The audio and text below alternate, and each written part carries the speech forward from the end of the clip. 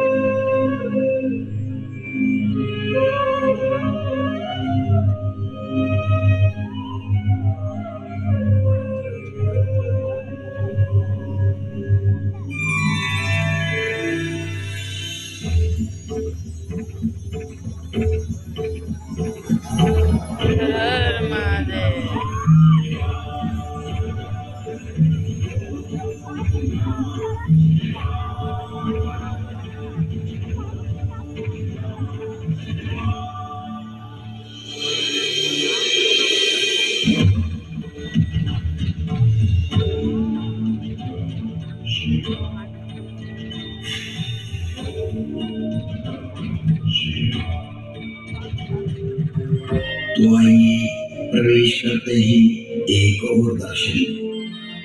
शाश्वत धर्म ने एक सूत्र दिया है, अति सर्वत्रवर्ती अर्थात आवश्यकता से अधिक कोई भी वस्तु हानिकारक होती है।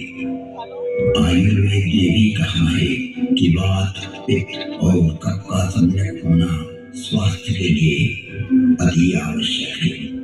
समाज में ब्रह्म को प्रचारित कर एवं सार्वभौम को संकुचित कर किसी भी असत्य को सत्य प्रमाणित करने के लिए किए गए प्रयास कालांतर में उसी तरह नष्ट हो जाते हैं जैसे शिव के सन्मुख जाकर कामदेव नष्ट हो गया।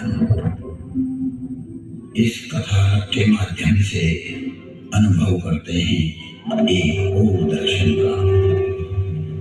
पूर्व जन्म में जब पार्वती सती के